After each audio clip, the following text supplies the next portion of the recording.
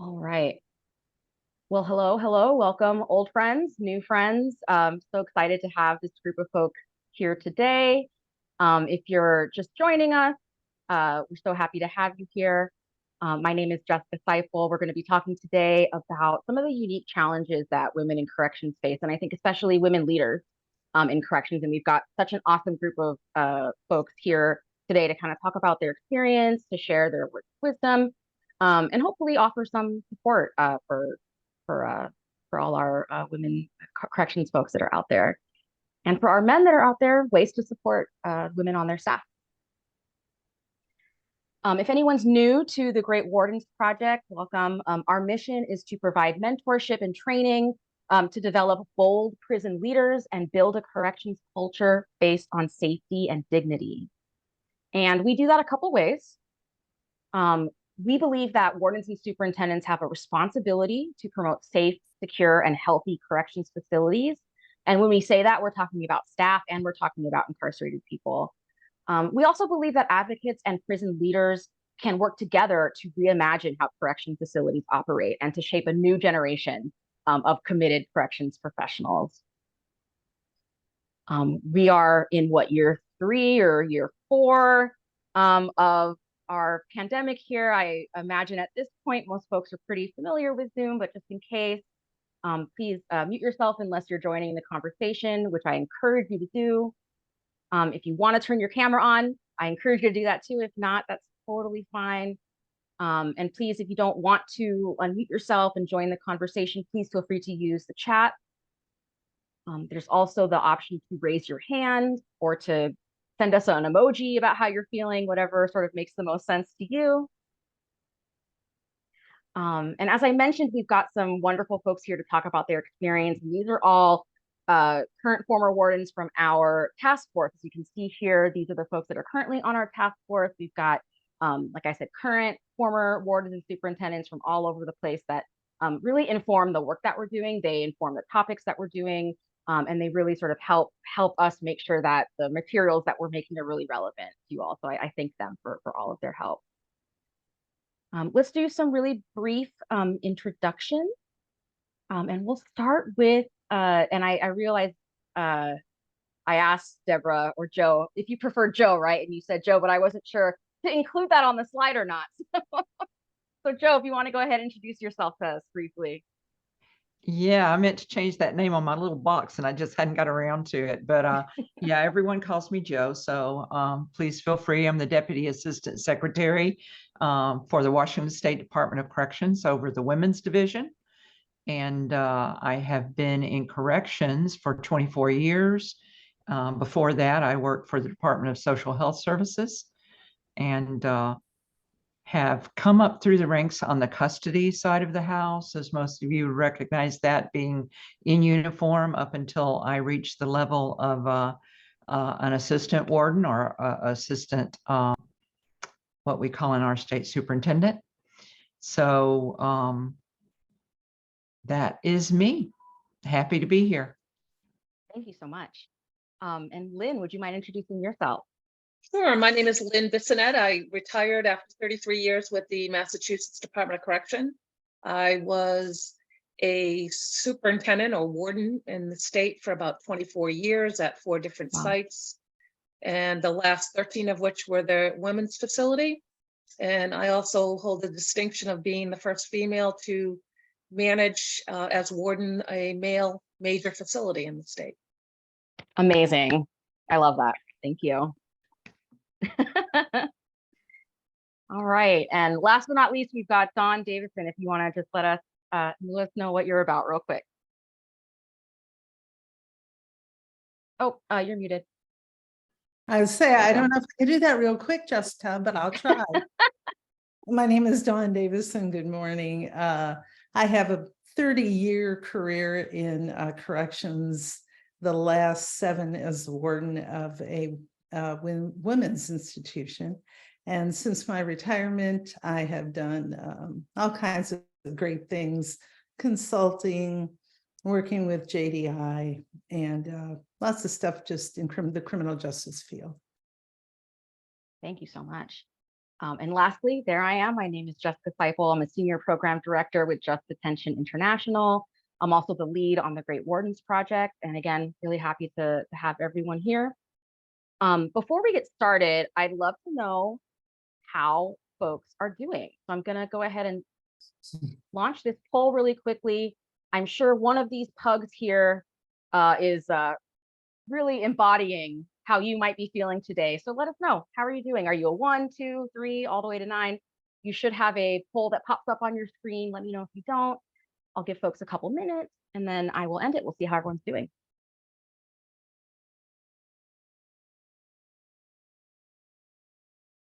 And I can't fill out the poll because I started it, but I will say, I think I'm on,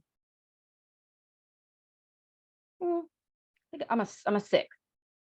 I'm a 6 today. A little bit of a slow start, but we'll get there.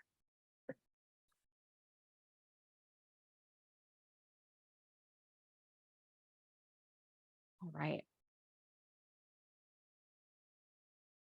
And I hope folks can see the responses here. Oh, we've got some folks that are really tired today. I hear that. I love it. Thank you so much. I love the dog scale for feelings. All right. So for the purposes of our conversation today, before we even get started, there's a couple just considerations that I think are really important. You know, we're going to talk about women in corrections, and even just saying that, you know, I think it's really important to say there is no single experience that, you know, a woman in correction staff has. Everyone is unique. No one is a monolith. No one person's experience is representative of everyone. But there are some really common dynamics, things that we know to be true anecdotally, things that we know to be true from research, and we'll talk about those as well. I also want to acknowledge that people's experiences in their workplace are informed by a variety of identities, not just gender, far more complicated than that. And I also want to just acknowledge that there are transgender and gender nonconforming correction staff that exist. And even though we're going to be talking about cisgender women staff, that they are also a really important part of this conversation. I'm going to start with a quote from Patricia Caruso, director of the Michigan Department of Corrections. She says, "Every study ever done on this subject says that the introduction of women into male prisons has had an enormously positive effect on the socialization of the prisoners, on the incidence of violence in the prisons, and not just violence against women, but violence against all staff."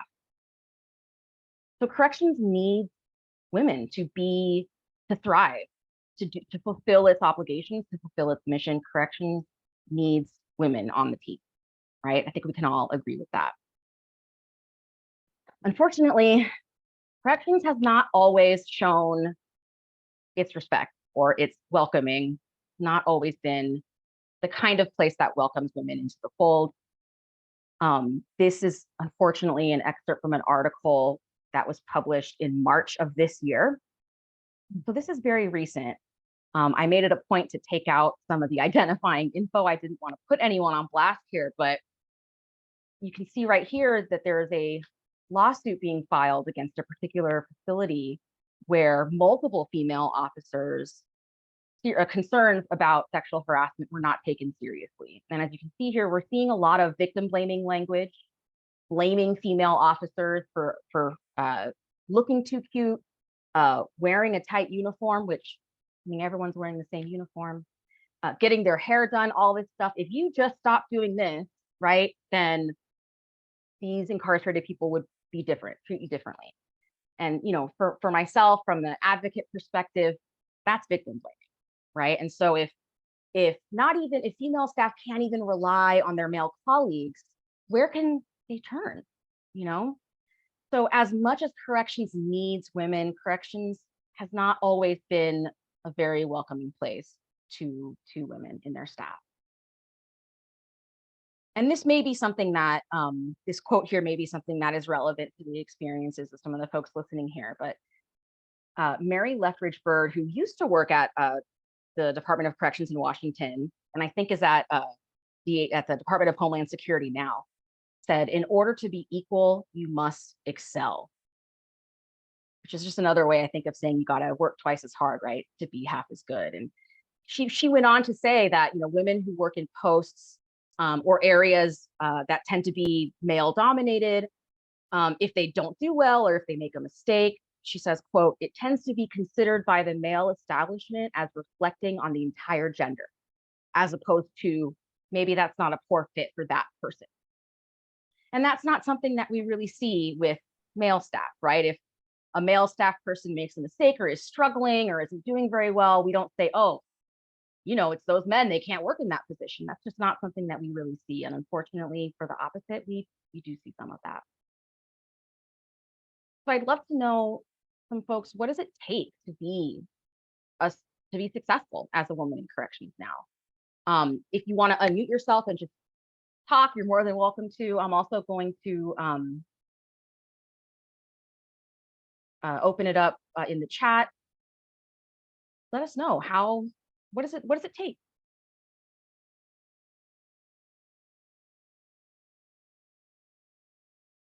That's for I'm anybody. happy to start talking about that because it has been quite the journey. I'll say that when I started in corrections as a corrections officer, I came over from Department of Social Health and Services where I did casework. And during those years, women were kind of expected to just do casework, right? And a lot of that was actually very difficult field work and probably more dangerous than what I was dealing with in a men's prison in corrections. But I remember receiving this certain treatment of my male colleagues kind of hovering over me and telling me all the time what I shouldn't do and being too friendly and that sort of thing. And I'll tell you, after a little bit of time, I recognized, you know, I was mature. I wasn't a child when I started. I was already a grown-up person who had my own thoughts and ideas about what's right and wrong, and had worked with this clientele on the outside because I often got given what DSHS at that time coined as the hard to serve, who were many of our current residents. And just continued to be who I was. And I think that that is what eventually drove my success, because I got a different response from incarcerated people. And knowing that I wanted to take time and make a difference with them, coming into corrections, I never thought I'd stay. First and foremost, it was just a place where I was passing through until a better job came along. And found that I could make a difference. So folks in our leadership team recognized differences, and began to kind of take me under their wing and teach me the leadership ropes. And during those years, if you came to work every day, you worked mandatory overtime when you were told to, and you showed interest, you could grow in your career. As we know, corrections has that kind of revolving door of people in and out, and I just stuck with it. I think that contributed to my first sort of promotional opportunities. And then I sought out training, I sought out information, I pursued my education, and kind of did all of the things that I felt like I needed to do to make those more difficult. You know, once you get to about a lieutenant level, well, as a female, you were sort of done during those years. I was the only female captain when I promoted to captain in the state. So just some, you know, and I'm sure others have things to share about getting to that success place, but I did often feel like I had to work twice as hard to do it. I'm seeing some nods. So yeah, Lynn? Sure, yeah, I agree with Joe. I really think that Mary Lethbridge-Bird, who had the pleasure of meeting at a conference several times, she's absolutely correct. I think women in corrections have to work twice as hard. to be recognized on the same level as their male counterparts. You know, I was lucky to begin my career at a female facility where there were lots of female supervisors, and all the way up to the rank of superintendent before I transferred to a male facility. And so I really never saw the glass ceiling, so to speak, until I got to that male facility, when I noticed that, geez, there weren't a lot of women in upper ranks and in the male facilities. But, you know, I had a male mentor at that point who really spent a lot of time with me, coaching, teaching, and, you know, really putting my name out there for promotional opportunities. So, you know, the other, in addition to what Joe said, which I totally agree with, I'd also say, you know, for instance, Amber, you have Mark as a mentor. Those mentorships, whether they're formal or informal, and sometimes I think the informal ones are even more positive, are so important to promotional opportunities in the future. Having somebody talk about you in positive terms and pushing you and challenging you, you know, really, I point to that experience in my career as a huge rocket ship behind me. Yeah, absolutely. Thank you. Any other thoughts? Yeah, I was just saying, you know, this is really taking me back. I agree with both Joe and Lynn. My experience was a little bit different because I did not walk the line. I wasn't a correctional officer. I came up through business services, but I had a mentor, and he didn't even realize that he was my mentor, but he was the warden of a level 4 prison that I went to, male prison that I went to as a business manager. And he must have saw something in me, although it was nonverbal. There was really never anything formal, but he certainly took an interest in what I was doing. And even though I was a business manager, I sat in on all of the custody related meetings, and he allowed me to do that. And when it came time for promotion to get to the associate warden level, he pushed me to take that exam. I don't know if I would have. Well, I probably would have, just because I am eager to, at least I was at the time, eager to. I could see that, yeah. But as an associate warden, I still was in business services. I promoted to a different institution. And there again, that warden, very informally, and that was a level 3 and 4 male prison, must have saw something in me and decided to make me the associate warden over housing. And that was my entrance actually into the custody part, although in business services, you have to know a lot about the custody part. So thinking about this, what I remember is when I went in, I certainly didn't know everything, but I knew a little bit more than I was letting on, meaning I allowed the folks that were around me, such as my captains, because then I had captains underneath me, to teach me. And I said, you know what, I need help. I did not go in as the new sheriff in town, you know, saying this, that, and the other, and maybe a little self-deprecating. So they knew that it was okay to take the lead in a lot of the cases. And I don't know if I would do that now, looking back on it, but it was something that worked for me at the time. Yeah. Thank you. Any other thoughts? Well, it's funny enough, a lot of the dynamics that you all were talking about were things that I also discovered when I was doing my research for this presentation. One of the things I learned was that there isn't a whole lot of data or studies out there about women in corrections, particularly women leaders in corrections. I think, and this is, I think, a dynamic that most corrections folks would be really common with. A lot of the stuff that's out there about women in these fields is focused on law enforcement, right? And so corrections is sort of the leftover one. I did find, however, a survey, granted, it's kind of old, from 2003, but I still think that what was said is still really interesting. So this survey found that compared to male wardens, female wardens were more likely to place greater emphasis on the input and contribution of correctional officers and incarcerated people, not unlike what folks have been talking about.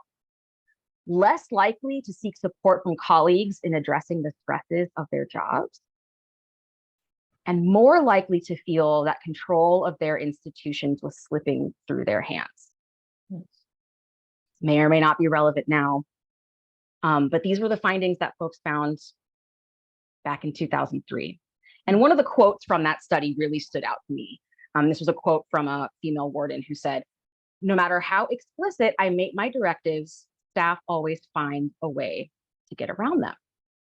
And the study found that compared to male wardens, female wardens are more likely to say this, that staff find a way to get around their directives. And I guess I'm curious for the folks that are listening, does that feel relevant still? Is that sort of like a 20-year-old, it's changed now, maybe a little bit of both?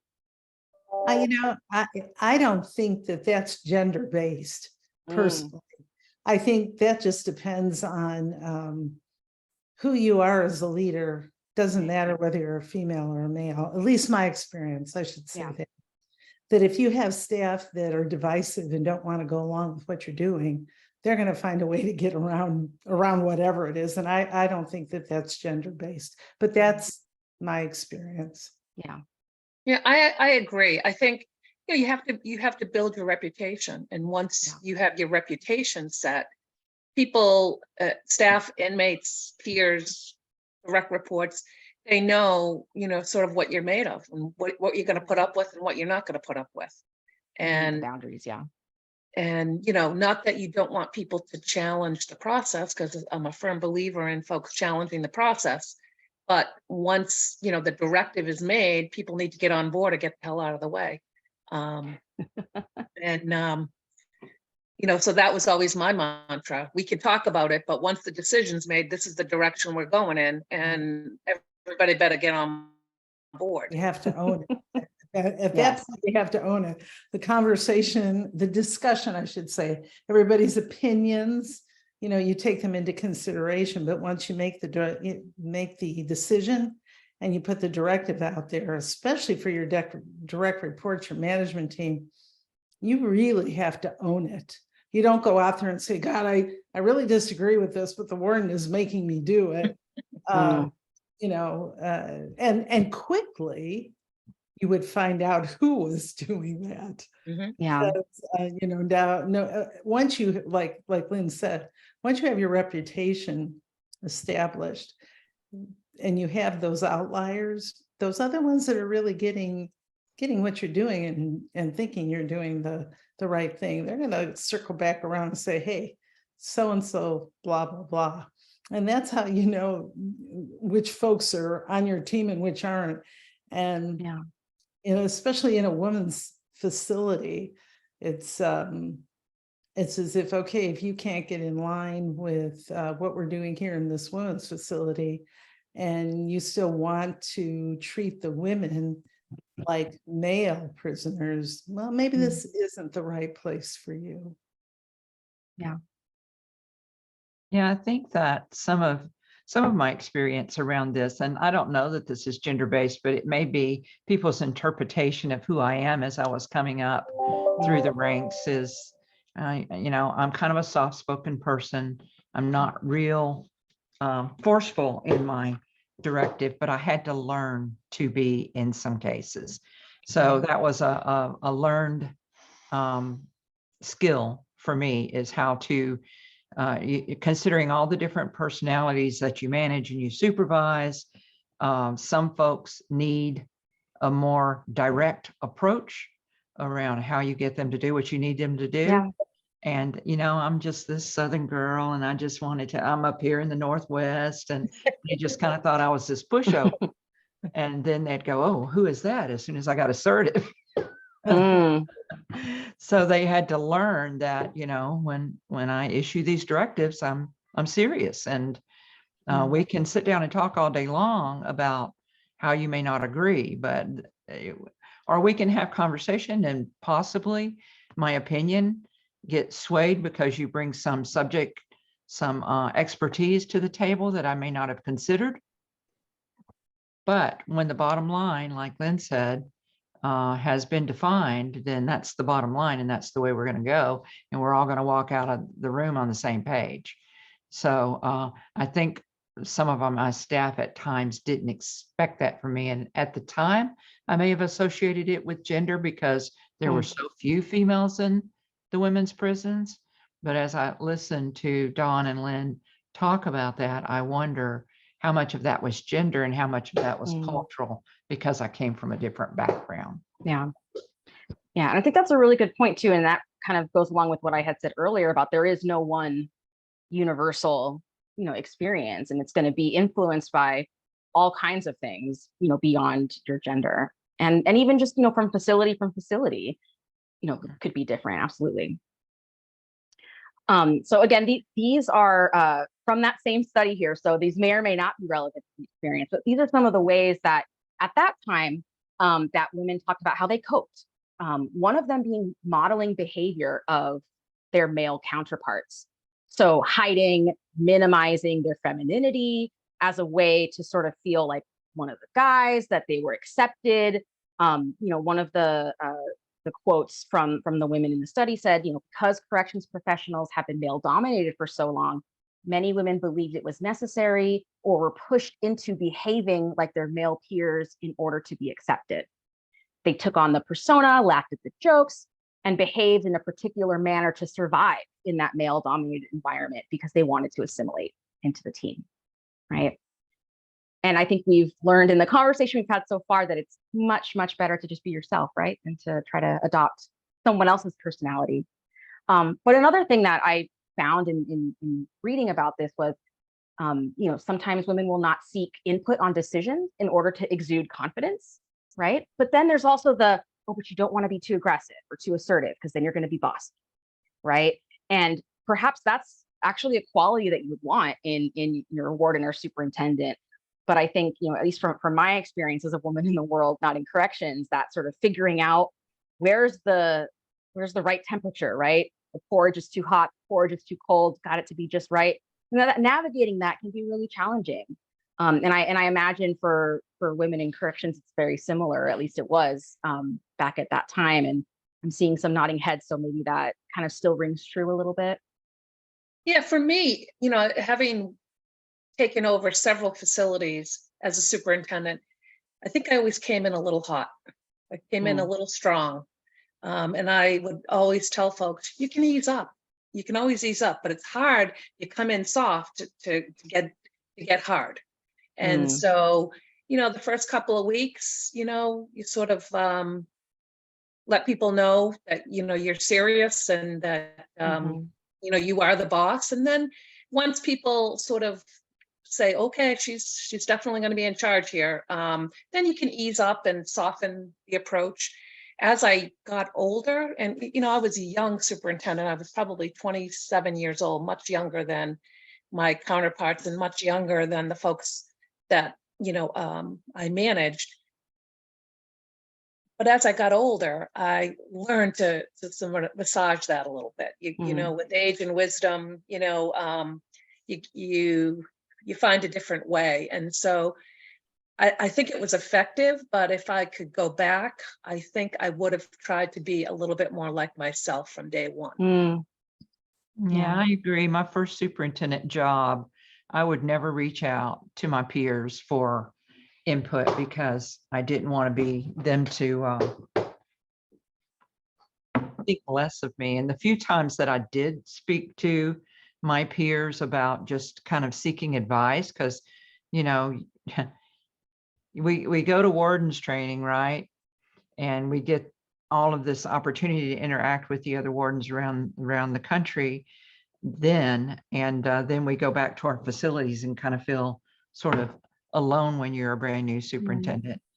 But by the time I got to the second facility, I didn't hesitate. I was on the phone with them and talking to them frequently because I learned that there was much more power in numbers to be able to, you know, take from lessons others had already learned. But Yeah, and I think have also, noticed, I'm sorry. go ahead, Joe. Incorrections. I'm sorry. No, it's okay. In corrections, one of the things that I've noticed in Washington is I think about the women leaders that I've known over the years, because there were certainly female superintendents before me. And every one of them got labeled as being aggressive, without exception. Every one of them. When you would see a male sitting in that same chair with the same exact behavior, people didn't think of it that way. So I wonder what other people's experience has been around that, the bossy piece. Lynn, I have a feeling you've got a lot to say about that. Go ahead, Well, I mean, Lynn. Yeah, I mean, I think, I'm thinking of another B word, not bossy. Yeah, I thought about that too, but I wasn't sure if it was the right word to include, but yes. But yeah, I mean, I was accused of being that, and maybe I was to a certain extent when I needed to be. But as far as one point I wanted to make about what Joe said is, I found it very helpful to reach out to wardens in other states.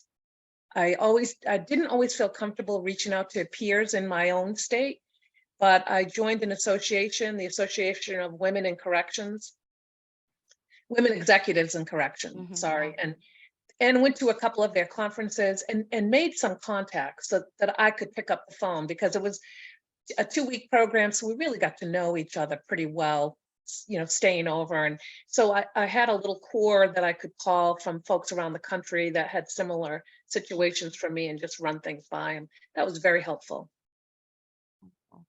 That kind of is a great lead into my next question, which is, some of the ways that you all have coped with some of those challenges. And it sounds like one of the biggest ones is connecting with each other, making sure that you've got that kind of support. I'm wondering if there's other strategies that you all have found successful, or maybe ones that have not been as successful. In line with that, there was a group of women that I started with at the female facility, and we all sort of, ventured out into the department started moving around different facilities, and these women promoted as well. And we used to call ourselves the Framingham Five, after a group of prisoners that had been incarcerated for killing their male partners. And so, that's corrections humor, but we sort of stood together over the years. And I'm talking for 33 years, and we're still friends to this day. We still get together. And so, you have to have that couple of people that you can trust. Yeah. To sort of, even after a bad day, just let your hair down and say, you're not going to believe this one.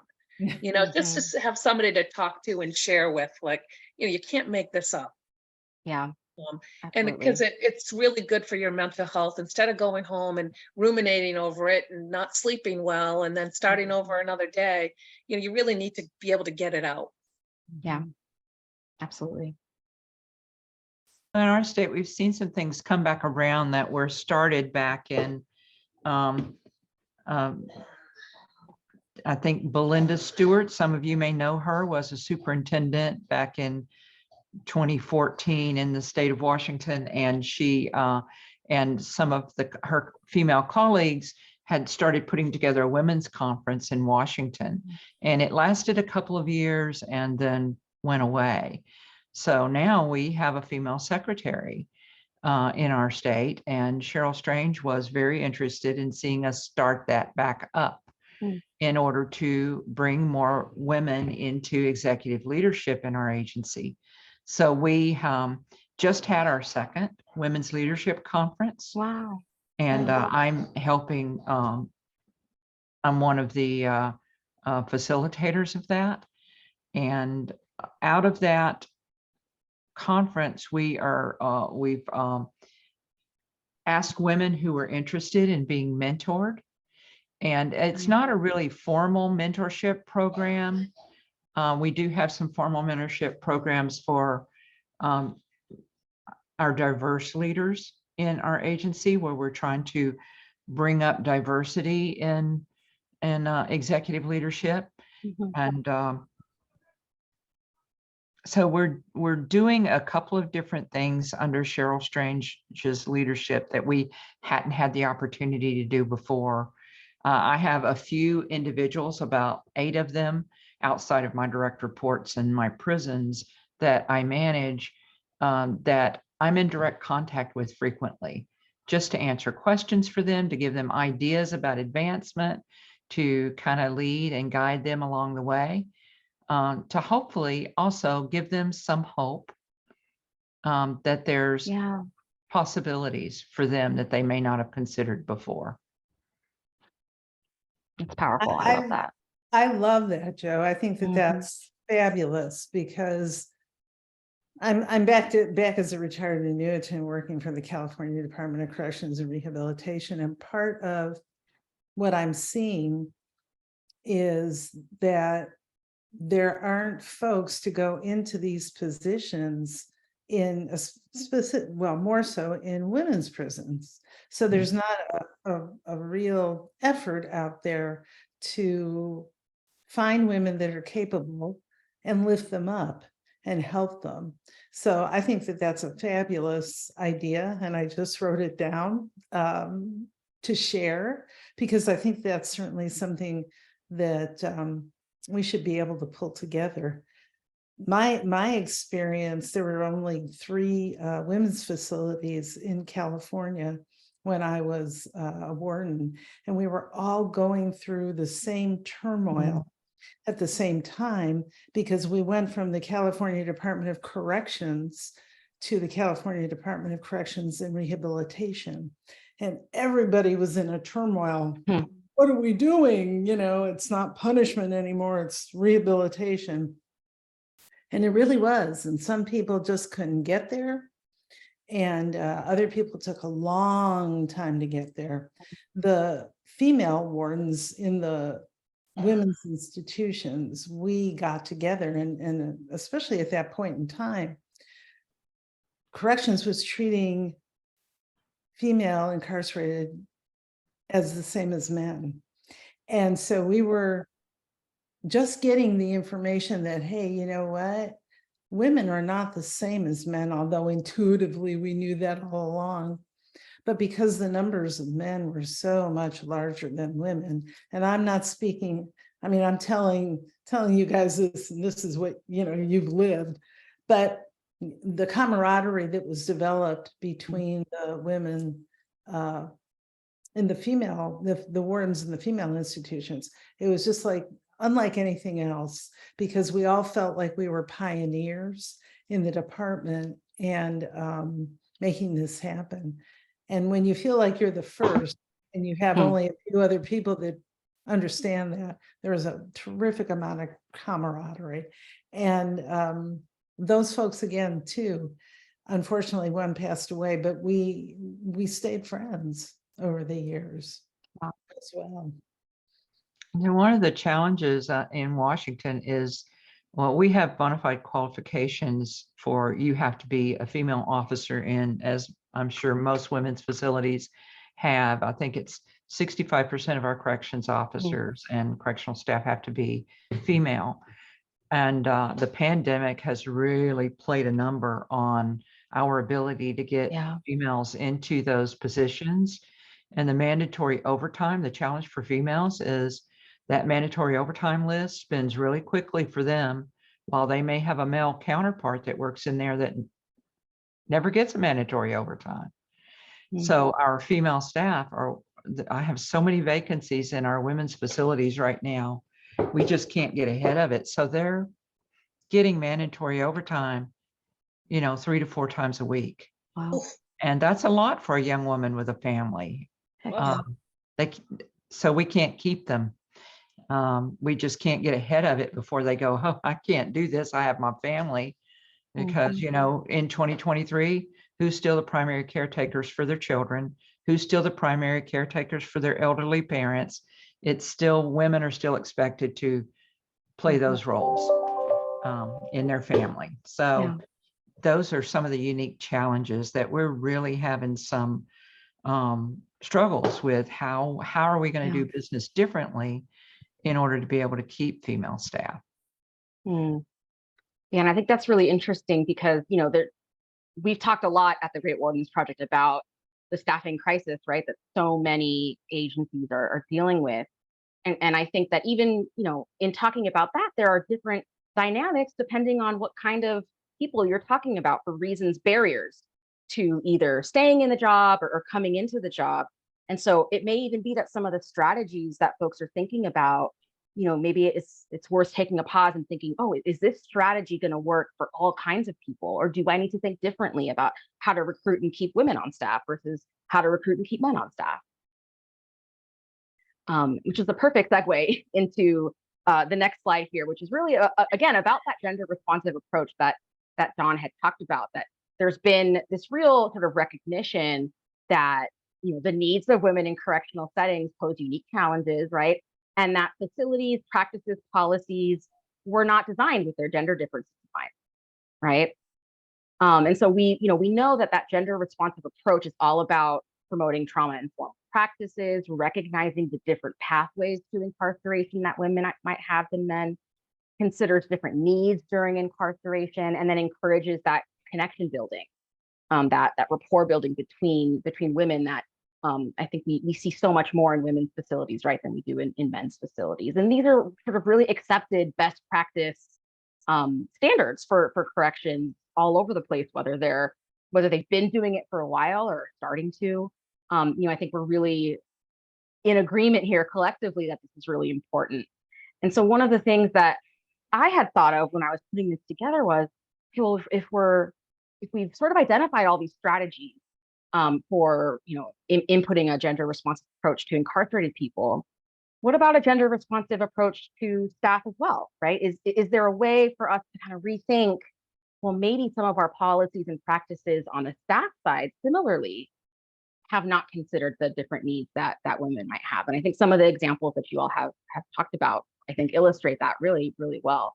The trauma-informed practices that women in the workplace are going to face different challenges. They're going to have different needs throughout the day, even just like the simplest thing, or maybe not that simple, but even something as obvious as like a room to pump breast milk, for example, right? That's something that maybe hadn't been considered before. And, you know, people are like, well, we need to have that if we're going to have women working here. Things like hours and mandatory overtime and childcare and parent care and all those kinds of things. And of course, encouraging those building connections, like Joe, you were talking about the conferences of bringing together women leaders. That's a perfect example of like using the same strategies for a gender responsive approach to incarcerated people and kind of flipping them towards the women's staff. And so I think this is the place where sometimes some folks might say, well, what about the men? Don't men need, you know, their own spaces too? And I would say, yes, absolutely. But again, we're talking about those unique challenges, those differences, those common dynamics. So, you know, why would a gender responsive approach even be important, right? If the end goal is to have equality, right, then why would we want to have different programs or different policies or different procedures, right? And, you know, I would argue that, yes, equality is sort of our end game, but everyone's going to have different needs. And you can see here on this image, right, the equality version is giving everyone a step stool. And that's just not going to work for everyone, right? We've got this person in the middle who's really short. He needs more step stools. We've got someone using a wheelchair. They're going to need a ramp in order for everyone to be able to see the same view, right? And this is just as true for looking at the game as it is for incarcerated women, as it is for women staff in facilities, that folks are just going to have different needs. And that if we want to really address the staffing crisis that's happening, particularly among women, and making corrections the kind of place that women can see themselves working, whether they've got family or not, that I think it requires that sort of looking at, okay, what are our policies, is our workplace really thinking about the different needs that women are going to have? And one of the ways that I think that can be really clearly done is in staff training, right? So this is a quote again from another article that was awful to read from the Marshall Project. And this was a situation where a woman corrections officer was talking about being brand new on the job. And and that there was an intercom in this facility, and that incarcerated men were constantly buzzing the intercom to ask questions or to talk to her or whatever. And she was so confused, like, why is this happening all the time? And so she goes on to say, after a few shifts in that unit, a male officer finally explained to me why the intercom was ringing so constantly. They keep buzzing because they're pleasing themselves to your voice. I was dumbfounded, she said. I was educated and I had the highest score on the state exam of any cadet at that time, but the training didn't prepare me for that moment. And that was a kind of a dynamic that I kept coming up as I was looking into putting this together, was that, staff training prepares staff for all kinds of things, but does it acknowledge and does it prepare women for that unique experience of sexual harassment that they may encounter in the workplace, right? And that experience of being harassed in that situation, like this woman described, more likely than not is gonna impact a man very different than it would a woman, right? And so one of the things to think about is, are women coming out of the new cadet academy really understanding those dynamics, and do they have the tools to cope? Do they know where to go for support? Can they count on their male colleagues to have their backs? All of those kinds of things are, should be really addressed head on, so that when women get into these positions, they're sort of like, yeah, I know how to handle it. And I know that my colleagues, my institution has got my back, right? They know how to help me deal with this. And those are really important things to consider. So if anyone out there is like, well, how would you even do that, right? I think there's a few different ways to do gender specific staff training, right? It could be as simple as, in middle school when you're doing sex ed and the boys and the girls go to different rooms, right? Creating that space for women, whether they are just starting or maybe even, existing staff, to just talk about their concerns in a way that maybe they wouldn't be able to do in front of male colleagues. Maybe they'd be embarrassed or what have you. And it gives an opportunity for facility staff that are more experienced or for leadership to offer guidance. And it helps to foster that community building and presents opportunities for mentorship, kind of like the conference show that you were talking about. And I think creating those opportunities is so important because they may not happen otherwise, right? So you kind of have to give room for folks to come together to allow that to happen. And there is some research behind the case for same gender staff spaces, right? So research has shown that women learn more and contribute more in discussions in with single gender group. And as I mentioned earlier, it allows for really frank discussions. I could absolutely see, like the woman in that article, for example, who knows her background? Is that something that's happened to her before? I could totally imagine her in that situation, not feeling safe or comfortable talking to her male colleagues about why that was so challenging for her, right? I could see right now male colleagues being like, oh, it happens all the time. You got to get used to it. You got to toughen up, without really kind of understanding, well, who knows what that woman has been through before, right? And if this is triggering for her or what have you, and that getting to that place may be really difficult to do if there are male colleagues around, right? So creating sort of that space for women to talk with each other, I think, is really important. Which leads me to, I think, the next really important question here, sort of the point of all of this, is how can women in corrections best support each other, even outside of formal mentorship? We've talked about how women can cope, but how can women support each other? What are some of the ways that you all have seen that be done successfully? Aside from, I know, Joe, you've already talked about the conferences. I'm wondering if anyone has any other thoughts or ideas about that. Jessica, I would just, I've been in this business for almost 23 years now, and I would have to say when I first started, I started at the largest institution as a correctional officer in Oregon. So I started at Snake River, and I love the ideas that the previous slide you just talked about, because, I was in my mid 20s, I'm a tiny little thing. And it was, I really did feel pretty isolated, even though there was other female correctional officers there. They weren't necessarily the type of group that were embracing new female staff and wanted to help them out. Yeah. And it was now very cliquish, and they were very, it was almost like they would eat their young. It was not a good, I can't say that Mean Girls we were in a group together that I would have ever felt comfortable sharing any of my fears and stuff with them. And so what I love about this is, like, you know, or we've definitely have evolved through the years, you know, we've definitely had a lot of bumps and stuff. But for me, when I look at this, I really love this idea, even in my role as a superintendent, is to have those conversations and make sure that people don't feel isolated, because unfortunately these things are going to happen. It is a reality, you know, in institutions. But being able to share all of the falls, the things that you've dealt with, and just kind of have that safe space for your experiences and how you handled those, and, you know, how, you know, you've pushed through those situations.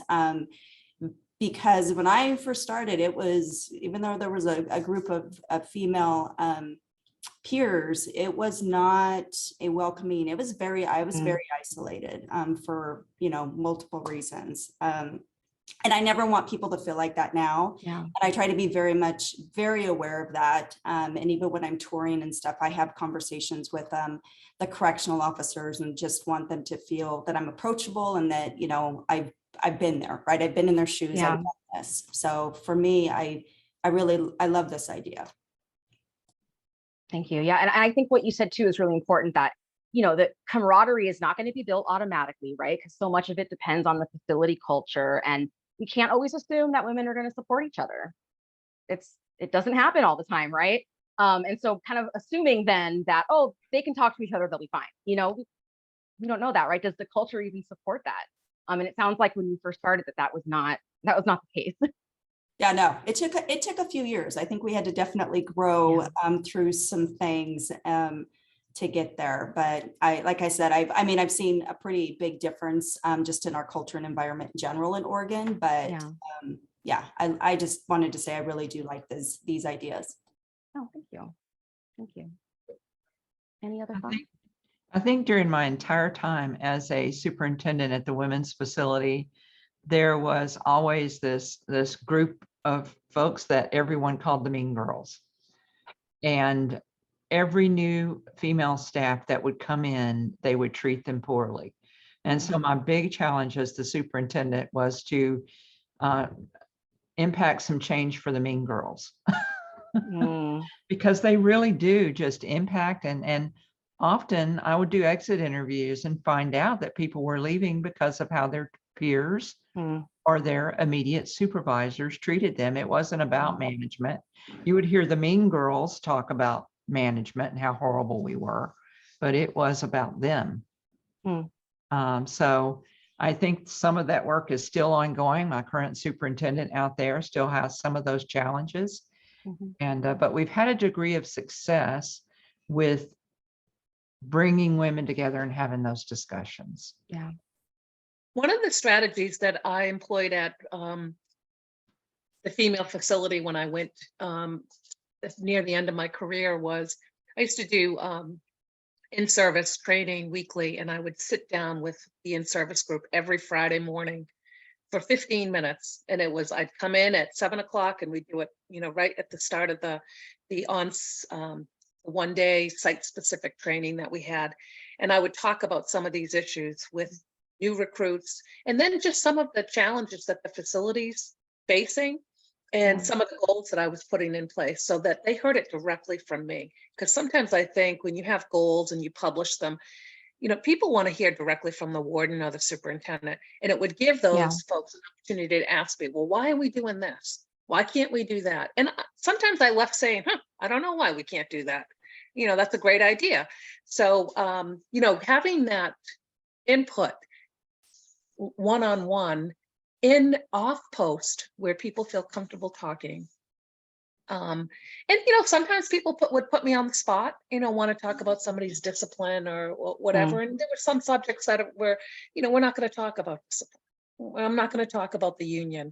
I'm not going to talk about a labor management issue, but I am going to talk about problems we're facing and goals and, you know, suggestions for moving on. It would also give me an opportunity, you know, to sort of coach people around, you know, you don't want to be dating people you work with. You know, you know, as a young pup coming in, you don't want to start dating, you know, a married guy. You know, all those things, that some of those traps that I think young women fall into when they enter the system. it, you know, it kind of gave me an opportunity to, you know, sort of, well, back in my day. But I think, you know, if you're real, then people say, you know, geez, I'm going to put that in my hard drive and maybe take a little of that down the road. Thank you. Any other thoughts on that?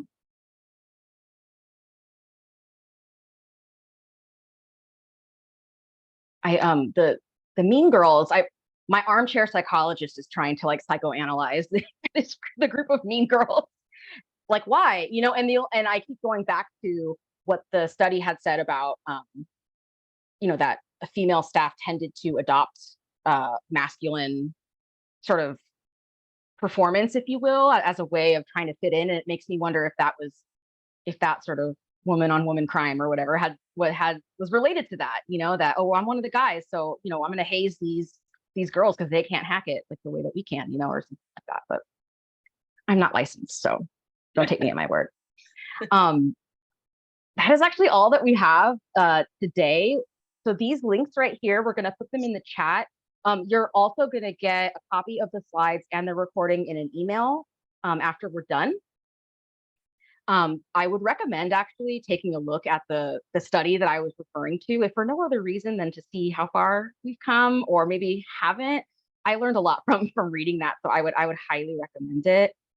Nicole, I don't know if you could put, there we go. Thank you. And I've heard so many good things about AWAC, the Association of Women Executives in Corrections. And I know someone had mentioned them, I can't remember, but I've heard so many amazing things about them. If you haven't connected with them, I would recommend that you do it. And then there we go. Yeah, there's the Women Professionals in Corrections, a Growing Asset was also an article that I read that I really, really enjoyed.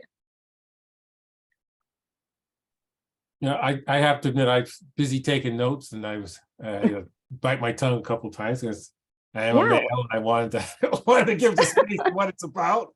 But you know, I've learned, you know, I love the fact that I've learned some things. I think for me, it's the whole slide around we don't prepare female correctional officers. And Amber, correct me if I'm wrong, but you know, it's standard in service. But you know, they're going to face, what are they going to face that's different than the males in the workplace? And that's definitely one of the things they're going to face, and how they manage that. And we don't have any safe space for that conversation. And the other thing is, I got to give compliments to Joe. I think the whole idea of having a in-state, we're having a women working in corrections and juvenile justice conference in Portland. We'd love to have you come this in October, but I think just one statewide. And I know labor we've tried to do that in the past, and labor's given us a fit. But I think given who our governor is, I think that definitely Amber would like to, maybe Amber, you and I could talk, and I'd love to have that for Oregon. And it's just it's good. It's learning a lot, and appreciate the sharing, and always learning. 40 years, I'm still learning, but I love it. I love the fact that I was here today and I learned a lot. So we're so happy you're here too. Thank you. I just wanted to say one last thing. Yes, please. We have been such, you know, such a great team in terms of recognizing what being gender responsive with our incarcerated female population is. Never did I think about gender responsive staff training. I just didn't. So here I am, I won't even say how many years later. And I just think that we are really remiss to have never thought about that, especially when we're constantly trying to, as leaders, trying to lift up women to have them work successfully and promote successfully and get into these leadership positions. Now, I don't know what it would take to actually get something like that started, and what the union might say, or whatever, but I think that that's a wonderful idea. So I thank you, Jessica, for that. Oh, thank you. And you know, if anyone's out there listening and you're already doing something like that at your facility or your agency, please let me know. I want to make sure that you get credit for having the idea. and I would love to know kind of how it's going. So please feel free to reach out to me. And this is actually how you can do it. So I encourage you to visit our website. You can use that email right there if you have any questions. That little QR code right there is going to take you to a place to sign up for our newsletter. I highly, highly recommend doing that. We send out once a month newsletters, and occasionally we'll send out sort of reminders to register for stuff. But that's how you can kind of keep track of what we're up to and what we're doing. We are going to continue doing these summits quarterly through the next year. We've already got dates set up. You don't need to have those memorized if you sign up for the newsletter, because you'll get reminders. And I do just want to point out that a really brief, and when I say short, 3-question evaluation will pop up after this session ends. So if you could just share your feedback with us, we love to know sort of what, how these experiences are for you. If there's stuff that we're missing or stuff that you're loving and you want us to know about it, please share. Otherwise, we are all set. And I just want to thank everyone again for their contributions, for being here, for your time. I know everyone is so busy, especially lately. And so I really appreciate everyone's time.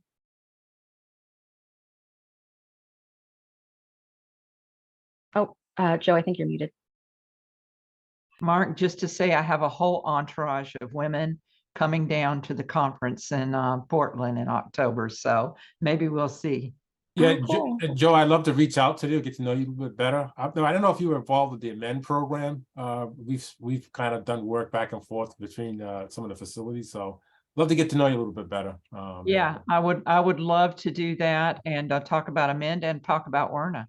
Okay. Awesome. Well, again, thank you all so much. I hope everyone has a wonderful day. Try to stay cool. I imagine where most folks are, it's pretty hot right now. Take care, and I'm sure we'll see everyone again soon.